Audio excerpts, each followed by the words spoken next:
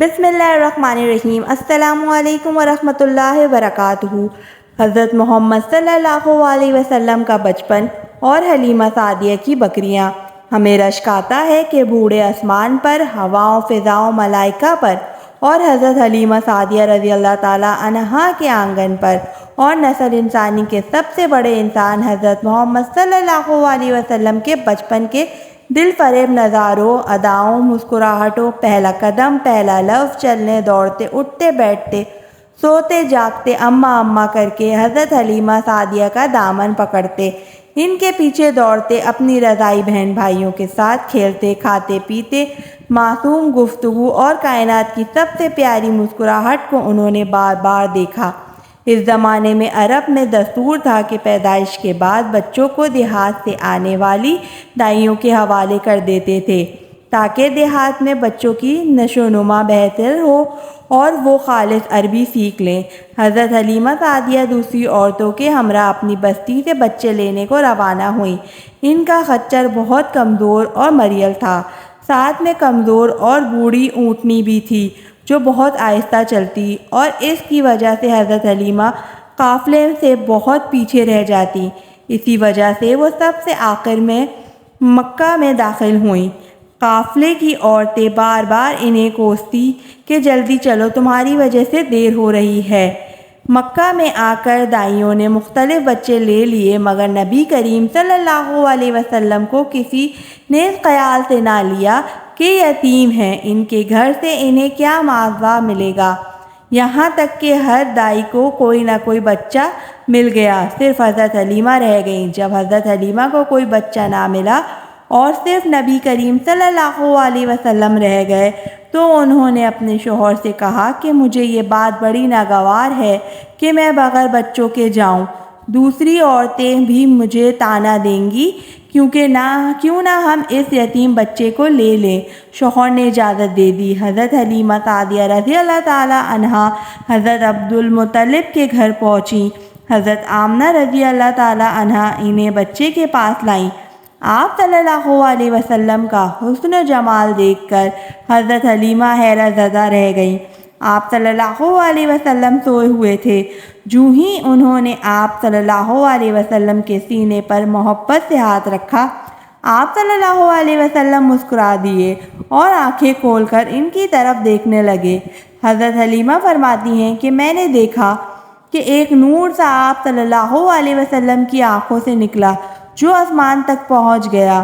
حضرت حلیمہ فرماتی ہیں کہ جب میں نے آپ صلی اللہ علیہ وسلم کو دیکھا اور ان کو لے کر اپنے خچر پر سوار ہوئی تو ہمارا خچر اتنا تیز چلا کہ سارے قافلے کو پیچھے چھوڑ دیا، حالانکہ پہلے وہ سب سے پیچھے رہتا تھا۔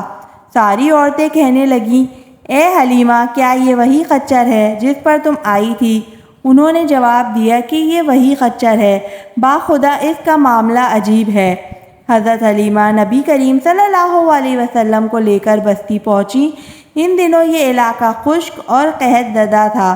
شام کو جب ان کی بکریاں چر کر آئیں تو ان کے تن بھرے ہوئے تھے، حالانکہ پہلے ان سے دودھ بہت کم اور بہت مشکل سے نکلتا تھا، لیکن اس دن سارے برتن بھر گئے۔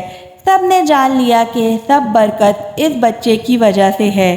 باقی لوگوں کی بکریاں بدستور کم دودھ دے رہی تھیں۔ 8 ماہ کی ہوئے تو باتیں کرنے لگے اور آپ صلی اللہ علیہ وسلم کی باتیں سمجھ میں آتی تھیں۔ 9 ماہ کی عمر میں آپ صلی اللہ علیہ وسلم بہت صاف گفتگو کرنے لگے۔ جب سے آپ صلی اللہ علیہ وسلم اس بستی میں آئے، سب لوگ آپ صلی اللہ علیہ وسلم سے محبت کرنے لگے۔ جب آپ صلی اللہ علیہ وسلم 2 سال کے ہوئے تو حضرت حلیمہ آپ صلی اللہ علیہ وسلم کو لے کر آپ صلی اللہ علیہ وسلم کی والدہ کے پاس آئیں۔ چونکہ وہ آپ صلی اللہ علیہ وسلم کی برکات دیکھ چکی تھیں، اس لیے وہ آپ صلی اللہ علیہ وسلم کو مزید اپنے پاس رکھنا چاہتی تھیں، لہٰذا وہ حضرت آمنہ رضی اللہ تعالی عنہا کو منا کر پھر آپ صلی اللہ علیہ وسلم کو ساتھ لے آئیں۔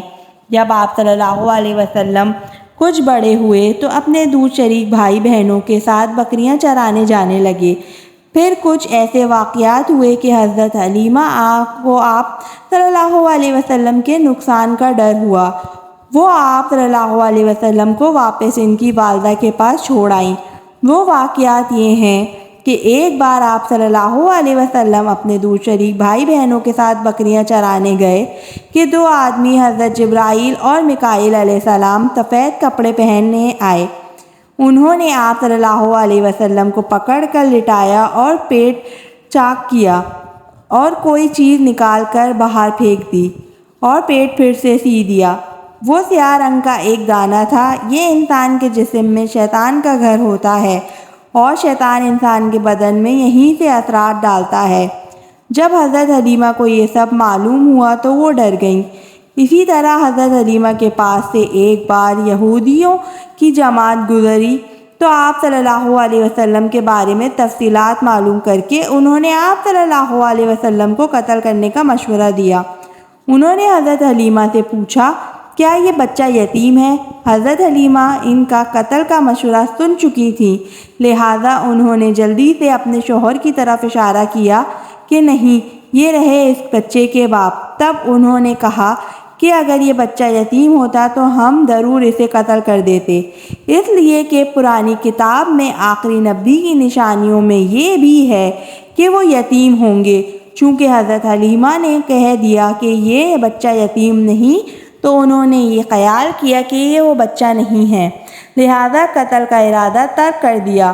حضرت حلیمہ ایک بار پھر نبی کریم صلی اللہ علیہ وسلم کو عکاص کے میلے میں لے آئیں۔ جاہلیت کے دور میں یہاں بہت بڑا مشہور میلہ لگتا تھا۔ عرب کے لوگ حج کرنے آتے تو شوال کا مہینہ اس میلے میں گزارتے، کھیلتے کودتے، اپنی بڑائیاں بیان کرتے۔ حضرت حلیمہ آپ صلی اللہ علیہ وسلم کو لے کر اس میلے میں گھوم رہی تھیں کہ کاہن کی نظر آپ صلی اللہ علیہ وسلم پر پڑی۔ اسے آپ صلی اللہ علیہ وسلم میں نبوت کی تمام نشانیاں نظر آ گئیں۔ اس نے پکار کر کہا، لوگو اسے مار ڈالو۔ حضرت حلیمہ اس کی بات سن کر گھبرا گئیں اور جلدی سے وہاں سے سرک گئیں۔ اس طرح اللہ نے آپ صلی اللہ علیہ وسلم کی حفاظت فرمائی۔ لوگوں نے کاہن سے پوچھا کہ کس بچے کی بات کر رہے ہو؟ اس نے کہا، معبودوں کی قسم، میں نے ابھی ایک لڑکا دیکھا ہے، وہ تمہارا دین ماننے والوں کو قتل کرے گا، تمہارے بتوں کو توڑ دے گا اور تم سب پر غالب آئے گا۔ لوگ آپ صلی اللہ علیہ وسلم کی تلاش میں دوڑے مگر ناکام رہے۔ یوں اللہ تعالیٰ نے آپ صلی اللہ علیہ وسلم کی حفاظت فرمائی۔ حضرت حلیمہ آپ صلی اللہ علیہ وسلم کو آپ کی والدہ کے حوالے کرنے جا رہی تھیں کہ حبشہ کے عیسائیوں کی ایک جماعت پاس سے گزری۔ انہوں نے آپ صلی اللہ علیہ وسلم کی مہر نبوت اور آنکھوں کی خاص سرخی کو دیکھا تو حضرت حلیمہ کو پوچھا اور کہا، اس بچے کو ہمارے حوالے کر دو، ہم اسے اپنے ملک میں لے جائیں گے، یہ بچہ پیغمبر اور بڑی شان والا ہے۔ حضرت حلیمہ سعدیہ یہ سنتے ہی وہاں سے دور چلی گئیں، یہاں تک کہ آپ صلی اللہ علیہ وسلم کو آپ کی والدہ کے پاس پہنچا دیا۔ جب حضرت حلیمہ سعدیہ آپ صلی اللہ علیہ وسلم کو آپ کی والدہ کے حوالے کیا تو اس وقت آپ صلی اللہ علیہ وسلم کی عمر 5 سال تھی۔ آپ صلی اللہ علیہ وسلم کی والدہ آپ کو لے کر مدینہ منورہ گئیں۔ ایمن بھی ساتھ تھیں۔ ایک دن مدینے کے 2 یہودی ایمن کے پاس آئے اور کہا، ذرا محمد کو ہمارے سامنے لاؤ، ہم انہیں دیکھنا چاہتے ہیں۔ انہوں نے اچھی طرح دیکھا، پھر ایک اپنے ساتھی سے بولا کہ یہ اس امت کا نبی ہے اور یہ شہر ان کی ہجرت گاہ ہے۔ یہاں زبردست جنگ۔ جب آپ صلی اللہ علیہ وسلم کی والدہ کو معلوم ہوا تو ڈر گئیں اور آپ صلی اللہ علیہ وسلم کو لے کر مکہ روانہ ہوئیں، مگر راستے ہی میں اوداب کے مقام پر وفات پا گئیں۔ آپ کو یہیں دفن کیا گیا۔ 5 دن بعد ایمن آپ صلی اللہ علیہ وسلم کو لے کر مکہ پہنچی اور آپ صلی اللہ علیہ وسلم کے دادا عبد المطلب کے حوالے کیا۔ ایک روز بنو مطلج کے لوگ حضرت عبد المطلب کے پاس آئے۔ یہ لوگ کیا ناشیاس تھے، آدمی کا چہرہ دیکھ کر اس کے مستقبل کا اندازہ لگاتے تھے اور انہیں آپ صلی اللہ علیہ وسلم کے بارے میں فرمایا، اس بچے کی حفاظت کرو، اس لیے کہ مقام ابراہیم پر جو حضرت ابراہیم علیہ السلام کے قدم کے نشان ہیں، اس بچے کے پاؤں کا نشان بالکل اس سے ملتا جلتا ہے۔ اس قدر مشابہت ہم نے اور کسی کے پاؤں میں نہیں دیکھی۔ ہمارا خیال ہے کہ یہ بچہ نرالی شان کا مالک ہوگا، اس لیے اس کی حفاظت کریں۔ اور ایک روز حضرت عبدالمطلب حجر اسود کے پاس بیٹھے تھے کہ نجران کے عیسائی آ گئے۔ ان میں ایک بڑا پادری بھی تھا۔ اس نے کہا، ہماری کتابوں میں ایک ایسے نبی کی علامت ہے جو اسماعیل کی اولاد میں سے ہونا باقی ہے۔ یہ شہر اس کی جائے پیدائش ہوگا، اس کی یہ نشانیاں ہیں۔ ابھی یہ بات ہو رہی تھی کہ ایک شخص نبی کریم صلی اللہ علیہ وسلم کو لے کر وہاں آ پہنچا۔ پادری کی نظر جوں ہی آپ صلی اللہ علیہ وسلم پر پڑی، وہ چونک اٹھا۔ آپ صلی اللہ علیہ وسلم کی آنکھوں، کمر اور پیروں کو دیکھ کر چلا اٹھا کہ یہ وہی نبی ہیں۔ یہ تمہارے کیا لگتے ہیں؟ حضرت عبدالمطلب نے کہا، یہ میرے بیٹے ہیں۔ اور اس پادری نے بولا، تب وہ یہ نہیں ہو سکتے، ہماری کتابوں میں لکھا ہے کہ اس کے والد کا انتقال اس کی پیدائش سے پہلے ہو جائے گا۔ اس پر عبدالمطلب نے کہا کہ یہ دراصل میرا پوتا ہے، اس کے والد کا انتقال اس کی پیدائش سے پہلے ہو گیا تھا۔ پادری نے کہا، ہاں یہ ہوئی نا بات، آپ اس کی پوری طرح حفاظت کریں۔ جب آپ صلی اللہ علیہ وسلم 8 سال کے ہوئے تو آپ صلی اللہ علیہ وسلم کے دادا عبدالمطلب وفات پا گئے۔ حضرت عبدالمطلب کے مرتے وقت آپ صلی اللہ علیہ وسلم کو حضرت ابو طالب کے سپرد کیا۔ ام ایمن کہتی ہیں کہ جس وقت عبدالمطلب کا جنازہ اٹھا تو آپ صلی اللہ علیہ وسلم کو دیکھا کہ جنازے کے پیچھے روتے جاتے تھے۔ حضرت عبدالمطلب کے بعد حضرت عبدالطالب آپ صلی اللہ علیہ وسلم کے نگران ہوئے۔